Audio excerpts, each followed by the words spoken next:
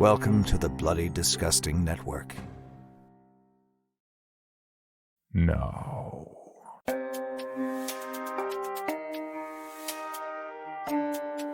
This is Creepy, a podcast dedicated to sharing the most famous, chilling, and disturbing creepypastas and urban legends in the world. Whether these stories truly happened or are simply fabrications is for you to decide. These stories may contain graphic depictions of violence and explicit language. Listener discretion is advised. Creepy presents A Sinking Feeling, written by Warren Benedetto and narrated by Cole Burkhart. How long before help comes? Andre asked. The two of us were sitting on a sodden mattress that was semi-submerged under the water. It wasn't exactly a life raft, but it was buoyant enough to keep us somewhat dry. Without the mattress, we'd be in the water up to our necks. With it, the water was only up to our ribs. I glanced at Andre. Wet hair stuck to his face in thick, matted strips that looked like rotted seaweed.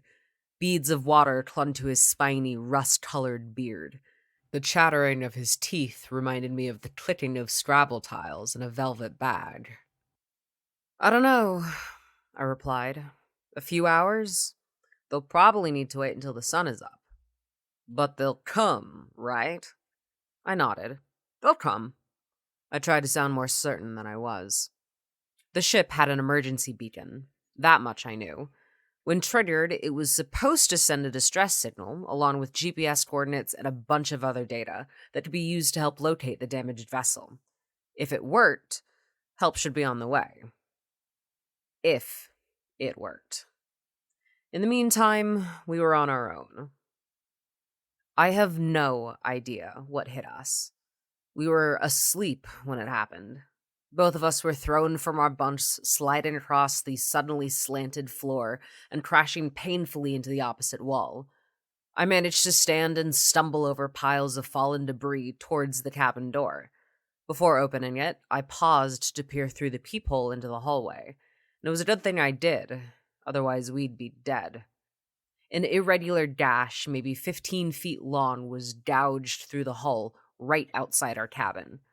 A torrent of water the color of graphite foamed in through the breach, transforming the narrow hallway into rapids that roared angrily towards the front of the ship. My stomach cartwheeled when I saw it. The ship was nose down. It was taking on water at an incredible rate. That could only mean one thing. We were sinking. The descent was rapid. At first, I could hear the screams of others in my crew echoing through the ship, overlapping with the sounds of rushing water and rending metal. Some were begging for help. Others seemed to be praying.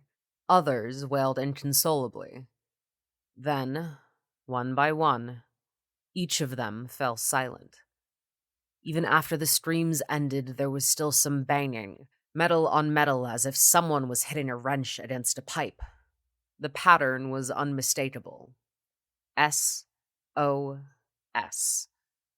Soon, that too subsided, growing weaker and weaker until it tapered off to nothing.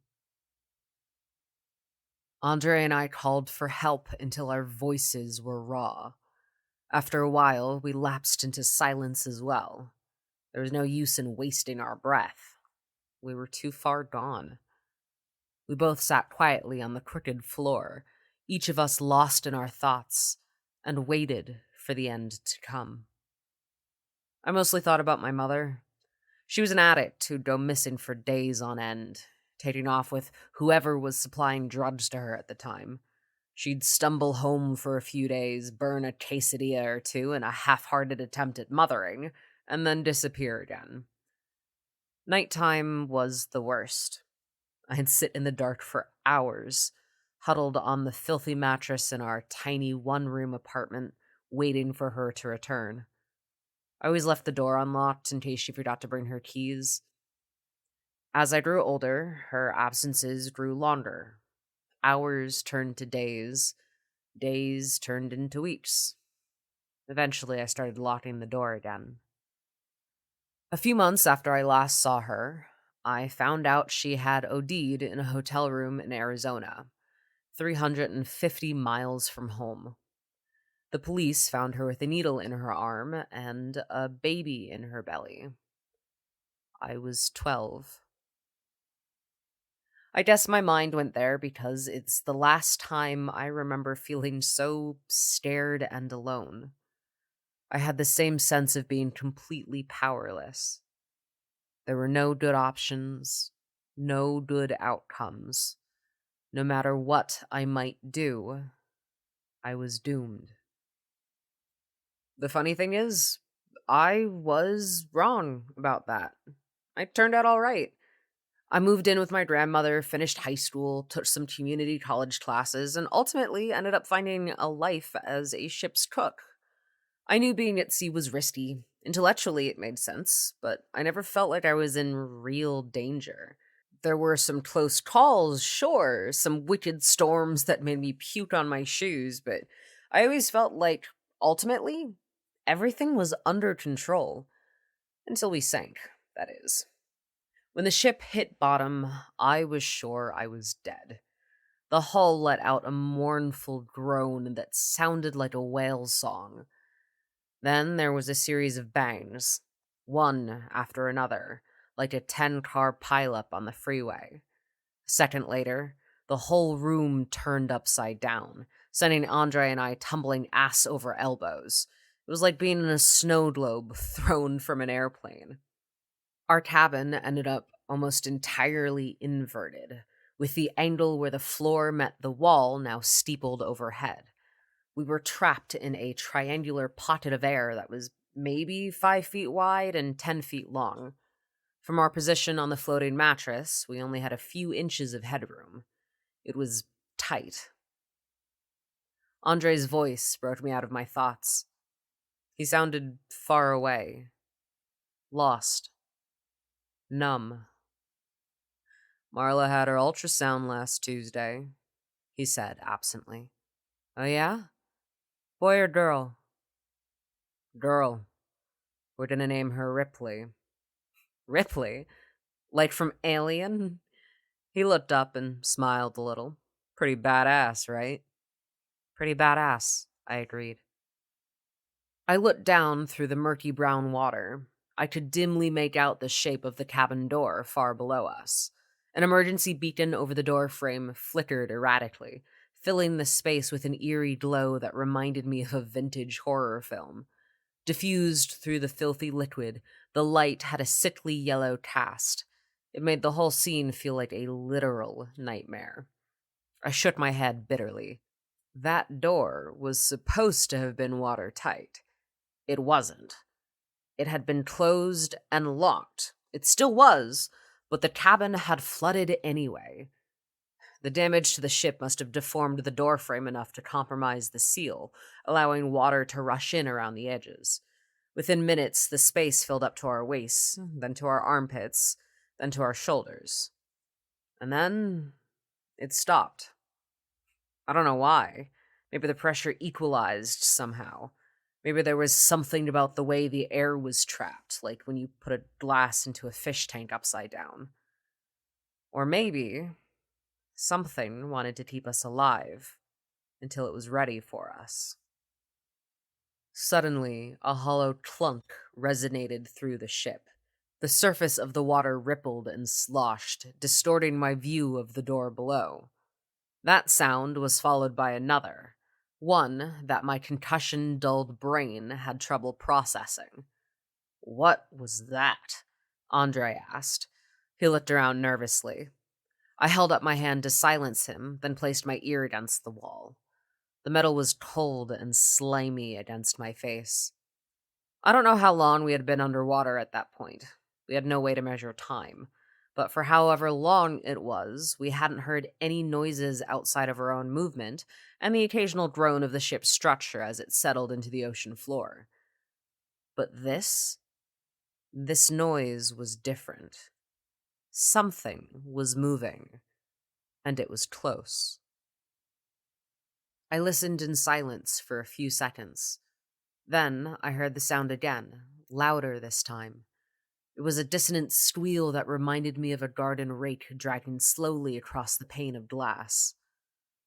I didn't know what was making that sound, but I wasn't taking any chances. It could be a diver or one of those underwater drones with a camera on the end.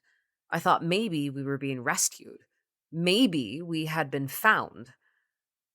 I wasn't wrong. We had been found, just not like we'd hoped. "Hey!" I shouted. The sound was explosive in the enclosed space. It was startling, even to myself. I began pounding my palm against the wall. "Hey! We're in here!" Andre balled up his fists and joined in the ruckus, drumming on the wall as hard as he could. "Help!" he yelled. "Hey! Hello! Can you hear us? Hello!" We kept at it for a solid minute, making as much noise as we could. And then we stopped and listened. The water around us had grown still. I could see to the bottom again, all the way down to the door. And as I looked, I felt my heart stall. My breathing stopped, and everything seemed to slow to a halt. Somehow, during the short time while Andre and I were pounding on the wall, someone, or something, had opened the door. Where once there had been the unmistakable architecture of the door's horizontal handle and crisscrossing support straps, there was now nothing but a yawning black chasm opening into the lightless depths below. "Andre?" I said quietly. "The door." Andre looked at me with a quizzical expression. "What?" "The door," I said again, more urgently this time. That's when the lights went out. I wish I could say that the bulb died. That would have been upsetting, but understandable. I mean, after all, the ship was submerged deep under the ocean. The emergency electrical system probably wasn't designed to withstand such brutal conditions. It would have been totally reasonable for the wiring to short out or for the battery to run out of juice. But that's not what I saw. What I saw was a long, black appendage slithering in around the top edge of the doorway. It was smooth and featureless, and so black it seemed like a tear in the fabric of reality itself. Even the ink-black depths of the water beyond the door looked pale and gray in comparison. The thing snaked along the edge of the doorway, coiled around the emergency light's plastic housing, and squeezed, crushing the fixture in its grip. The light hadn't just failed, it had been extinguished. The resulting darkness was total. Not a single photon of light remained. It was as if I had gone completely blind. There was a loud sloshing noise, like something moving across the surface of the water. I whipped my head around, trying to locate the source. It sounded like it came from the far end of the space, past Andre. It was hard to tell, though. The way the sound bounced off the angled ceiling made every noise seem to be coming from everywhere at once. "What was that?" I whispered. "I don't know," he answered. "I can't see anything." "You heard it, though." "Yeah." His voice was thick and heavy with fear. I could hear his throat click as he swallowed. "There's something in here." My mind raced as I tried to picture what it could be. A shark? Maybe, but sharks didn't have... What the hell did I even see? A tentacle? No, not really. Tentacles had suckers on the bottom. What I saw was completely smooth. It was more like a worm or an eel. It didn't move like one, though. It wasn't slithering or swimming. It was reaching. That's the impression I got. It was reaching for the light. And then it snuffed it out. It wasn't an accident or a coincidence. It was intentional. What do we do? Andre asked. His voice was coming in short, panicked gasps. Just don't move. Maybe it'll go away. But shh. I listened intently for any indication of where this thing might be. Was it getting closer to us? Closer to me? Was it under us, swimming along the bottom, or had it slipped silently along the surface, circling between us, winding in figure eights as it tried to decide who to attack first? I tried to rein in my panic.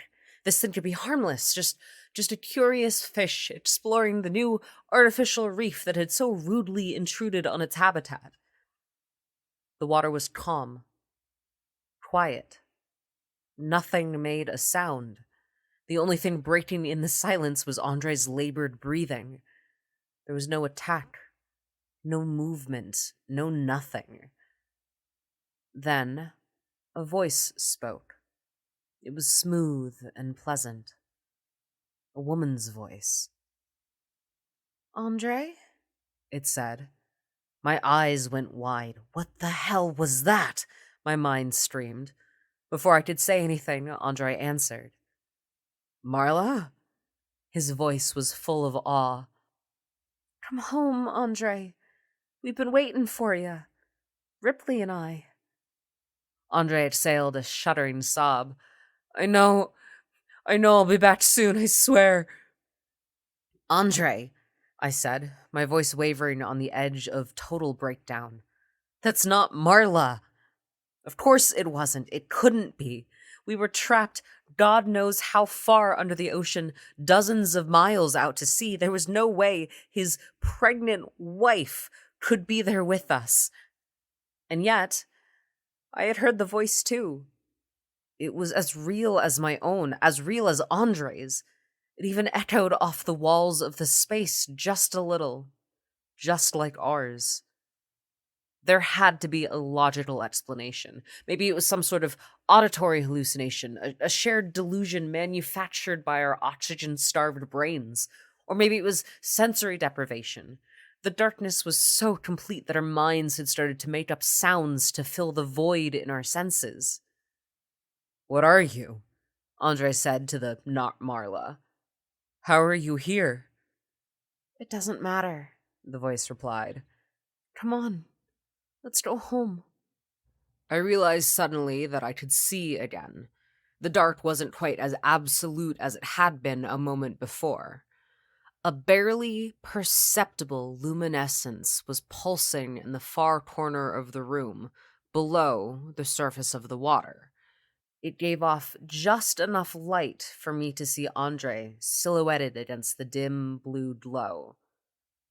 It wasn't just an auditory hallucination.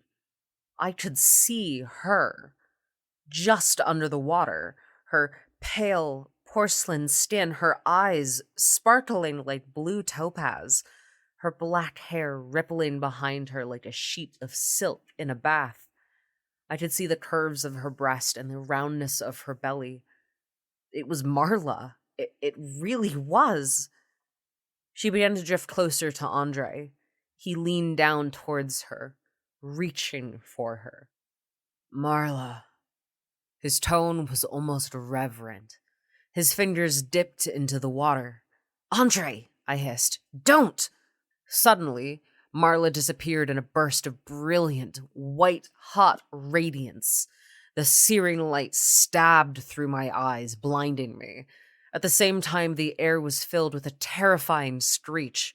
It was the same metal-on-glass squeal we had heard only minutes before, except now it was 1,000 times louder. I reflexively covered my ears and squeezed my eyes shut as tightly as I could.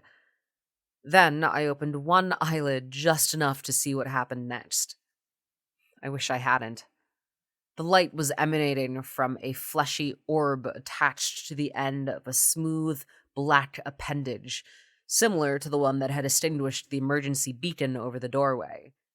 It protruded from the center of a gaping mouth lined with rows of clear, crystalline fangs, pin-sharp and glistening. The mouth was at the front of an undulating, boneless body midnight black and lined with a dozen eel-like tentacles. Above the mouth was a single enormous eye the size of a volleyball. An oily black eyelid slid over it as it blinked. The light began to strobe, turning the creature's fluid movements into hellish snapshots of jerky, uneven motions. Its tentacles elongated, then lashed out of the water with whip-like speed, seizing Andre and yanking him forward. The thing's octagonal mouth flared open like the underside of an umbrella.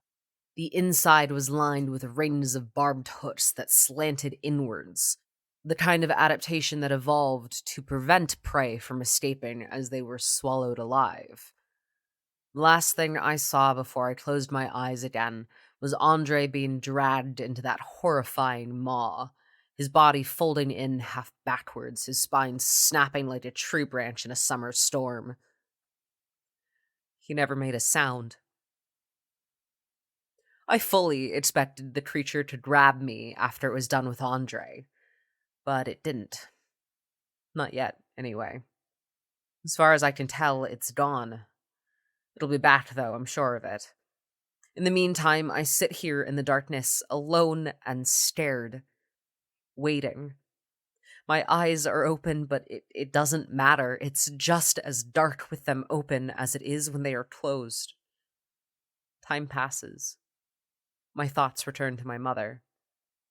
I'm 12 again. I'm sitting on the sagging mattress in our tidy one-bedroom apartment, waiting for her to come home. It's after midnight. The electricity is out.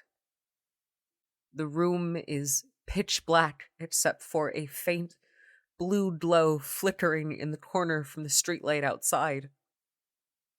I hear her voice just beyond the door. "Billy," she says, "I'm home." I slide off the mattress and walk across the apartment, water sloshing around me as I move. I can see her silhouetted through the screen, her black hair flowing behind her in mesmerizing waves. I unlock the door, open it, and step out into the brilliant, blinding light. Creepy presents Wanna Make a Deal, written by Paul Casely and narrated by Nate Dufort. I didn't even notice being taken. I can't understand how that could happen. Was I so deep asleep that someone could just come in and snatch me? Is this all some elaborate dream? Was I drugged? Is there some strange supernatural power at play? I just don't understand how I got here, in this dark room, seated in the most uncomfortable plastic chair I've ever encountered. I feel like people are around me, but no one's saying a word. There's a thick veneer of anticipation resting on the unlit room I find myself in. I feel a haunting prolepsis resting over others in the room and try to speak, only to find that I cannot find my voice. Where am I? What is going on? Suddenly the lights come up, and I try not to gasp in surprise and fear.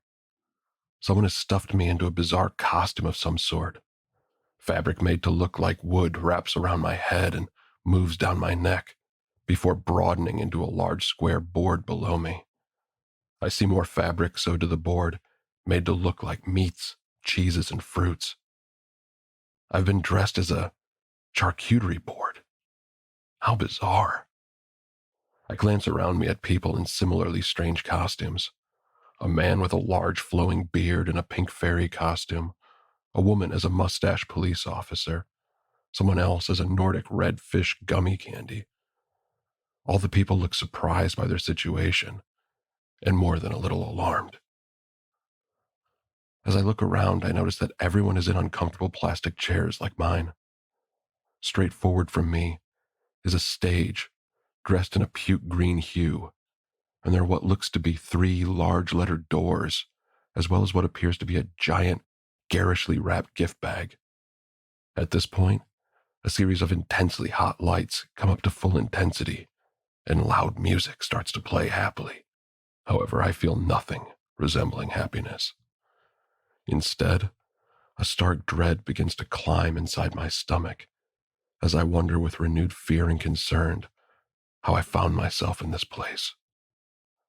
Soon, a booming voice interrupts my thoughts and fear. These people have been dressed up to win cash, cars, and amazing prizes. It's time for Wanna Make a Deal. And here's TV's big dealing, Shane Grady. The music and the lights are overpowering as a familiar-looking, handsome, and well-dressed man walks on stage. He's grinning broadly, almost too widely, as he comes out and greets us, waving broadly. No one in the audience moves or speaks. Instead, canned applause and cheering fills the studio. I swear I have seen the game show before, but something feels off about the presentation, and I believe that I would feel that way even if I weren't forced to be here against my will. As I was trying to consider my own situation, Shane Grady begins to speak. Thank you, Anthony Beretta. Hello, everyone. Welcome to the show that allows you to make deals for amazing prizes. Just avoid the zoinks, and one lucky winner will have the chance at today's big deal worth $25 million. The top prize is way more than what I saw on the television show that this seemed an eerie mirror image of. I can't help to think that if the reward is so great, the risk must be as well. The first game is pretty typical, as a woman dressed as a butterfly tentatively leaves her seat when she's called on and guesses her way to a $5,000 piece of jewelry. She returned to her seat, her adrenaline starting to return to normal amounts. The look of fear when she was first chosen had been replaced with both relief and a slight amount of joy at walking away with a decent prize. I noticed that as she sat down, Anthony presses a button and she stops moving. These chairs were obviously rigged with something, maybe an electrical current that disrupts muscle movement. The next contestant's wearing one of those inflated dinosaur costumes. Their arms flail wildly as they had to try and match popular songs with the years they were produced. They did fairly well, getting more right than wrong, had a couple $1,000s to play with. At this point, Shane asked them if they would rather keep the money or try for what was behind door B. It was fairly obvious that the dinosaur had forgotten they were taken against their will as they gambled a sure thing for door B away. Shane leads the faux dinosaur to the front of door B, steps back, and demands that it open. Oh, look! You win a giant fly swatter! You got zoinked! He shouts out while laughing. The music changes to a jokey rendition of March of the Gladiators as the large and, I might add, very thick metal replica fly swatter comes down squarely on Dino contestant and swats them flat. Blood and other bodily fluids seep from under what looks to be a rebar netting. At that point, Shane turns to what I assume is the cameras and says we're going to commercial while the mess gets cleaned up. A second later, Anthony yells out for a cleanup in front of door B. Myself and the rest of the contestants could only watch horrified as the blood, the quite flattened remains of the dinosaur costume contestant, are dragged off stage and mopped up. It is at that point that I noticed that, unlike the real show, the host hasn't even asked the contestants their names or anything about them. I felt a wave of sadness as the nameless, faceless, and unknown captive is just wiped away like a bug smear on a windshield. Was this the fate that we all should expect? At this point, I determined to play it safe if I'm chosen to play one of the demented games.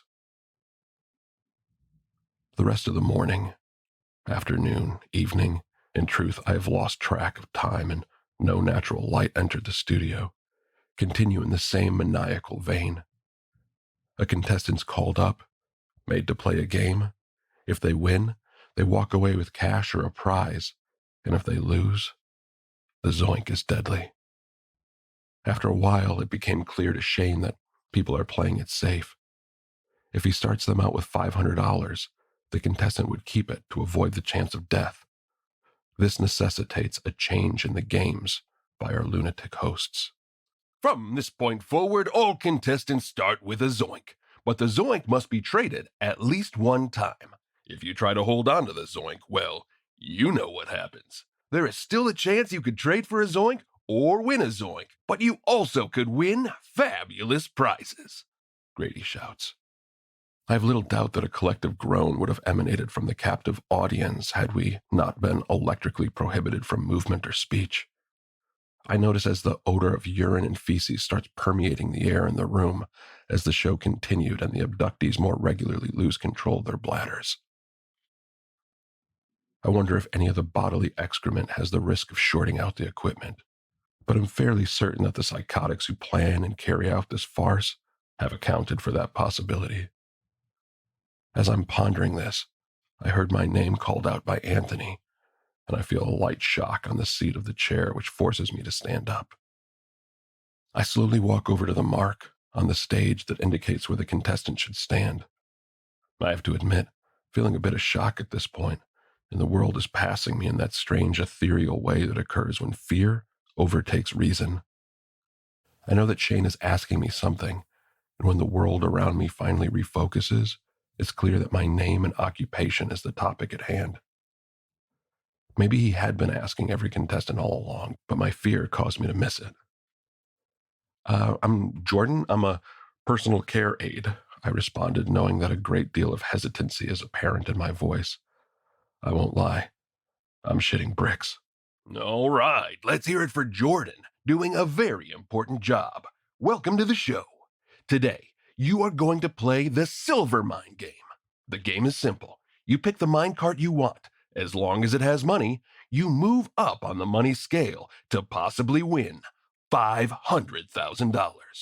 If you hit the zonk twice, which you'll see is represented as dynamite, we blow you up with the low-yield explosives wired to the spot you are currently standing in.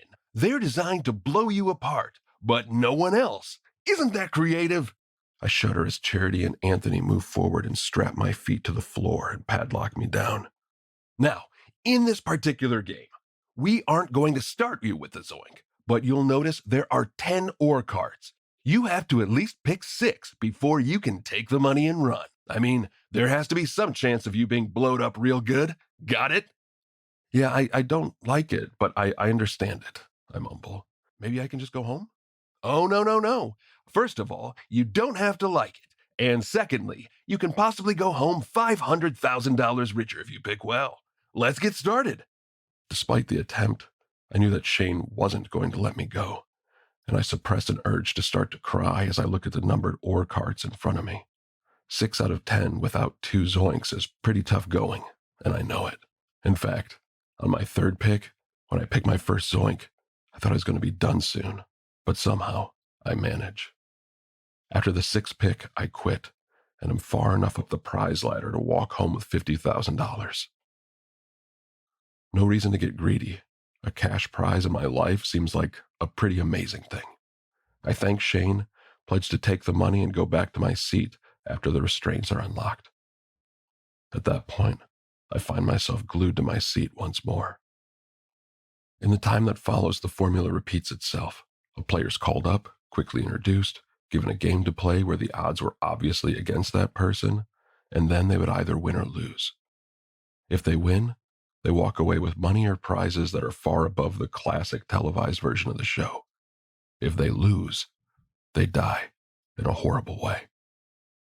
We watch people get crushed, boiled in oil, submerged in acid, given poison, you name it.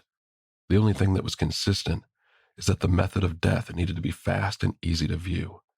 The poison, for example, is fast-acting, but it also shows noticeable signs that the person has been poisoned as their face turns red and then black before they expire.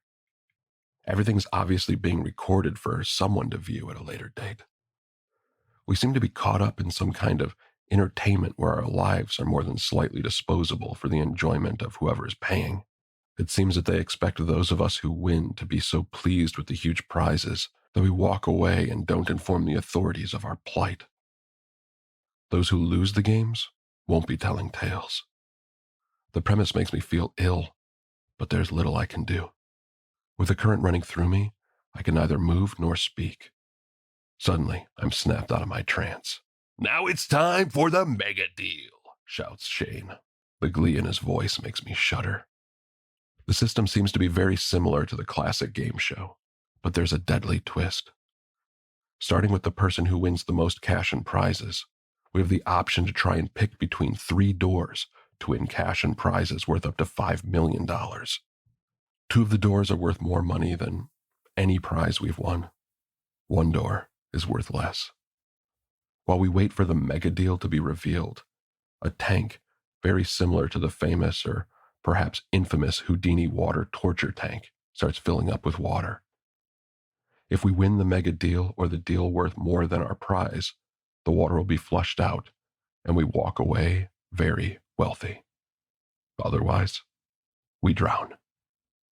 The other variation was that we are told what each of the 3 prizes is worth, and to be more clear, that is how it would work for me.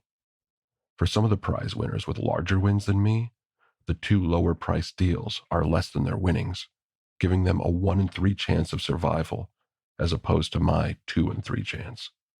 Needless to say, the biggest winners are proficient enough at mathematics to know that their chance of survival is not in their favor, and they decline to take the chance.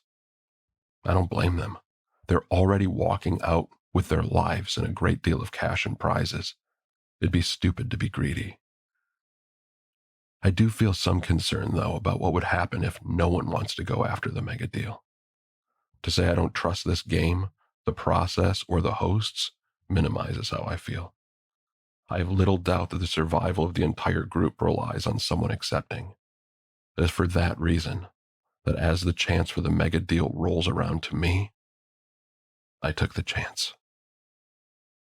I'm shackled to the bottom of the tank, and it is set up to start taking on water nearly immediately. The water trickles in at first, but as time goes on, the flow of water begins to increase steadily. I'm ankle deep when I'm asked to make my choice. As Shane goes over my choices, full of theatrics for whoever would be viewing this, I study his face to see if there's any betrayal at all as to which door might be the one with the mega deal prize. The face is smiling and yet still granite, betraying no true emotion nor any clues as to which door I should choose. I dither a bit as I try to decide. I can't give a good reason like some people do as to why I choose door number 2. It's just a gut feeling. The time that passes before I find out whether or not I'll survive is the longest of my life. The water is now knee-deep and seems to be picking up speed. I have little doubt that they're trying to get the maximum excitement out of the moment, and they probably will let the water progress to at least neck-deep before flushing it out if I win. Door 3 is revealed first, and it is something that would have saved me, as it is worth more than the prizes I started with, but it definitely wasn't the mega deal. I ruminate about how I would have enjoyed a year-long round-the-world tour at the best hotels and restaurants in the world, but still, I'm in the running for millions of dollars. I hold my breath and hope. Shane is asking me how I'm feeling at this point, and I can only croak out, "Nervous?" which he says is a fair response. I hold my breath as they open door 1, and the Wanna Make a Deal vault is revealed. This is potentially a good sign. Through watching the actual non-deadly version of the show, I know that often the mega deal is the last thing to be revealed. However, I also know that the vault can go either way. Again, as the water climbs past my armpits, I need to remind myself that the show is theatrics. They want whoever is watching to be on the edge of their seats with anticipation. Some would be cheering for me to win, others to drown. I don't think Shane and the cast of social misfits acting as host cared one way or the other. The value of the vault is about to be revealed, and I hold my breath in anticipation. It has to be less than $50,000 in order to survive, and I breathe a sigh of relief when the vault dials in at $25,000. At this point, I start to cheer. I'm about to be a millionaire.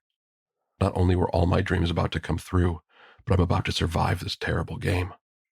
The relief coursing through me is palpable, until Charity walks to the front of Value carrying a cardboard sign, and I hear Shane say, "But that's not all. Charity, show our contestant what else they could have won." With that, the sign flipped, revealing $5 million. I'm lost in fear as Shane starts talking about the prize behind my door, some bizarre patio set worth a lot of money, but nothing near the $50,000 that I had walked in with. I'm right about them increasing the flow of water as time goes on, as the water climbed quickly past my chin and mouth. I'm now mere seconds from being submerged. I can't even give any last words, as the water makes it impossible to speak. The last words I hear before the water fully covers my ears are, "From Charity, Anthony, and Panther, I'm Shane Grady. See you all next time right here on Wanna Make a Deal. Keep on dealing. Bye." For more information on this podcast, including how to submit your own story for consideration, please visit creepypod.com. You can also follow us at CreepyPod on social media and YouTube. All stories told on this podcast are done so through Creative Commons Share-alike licensing or with written consent from the authors. No portion of this podcast may be rebroadcast or otherwise distributed without the express written consent of the Creepy Podcast production team and the story's author.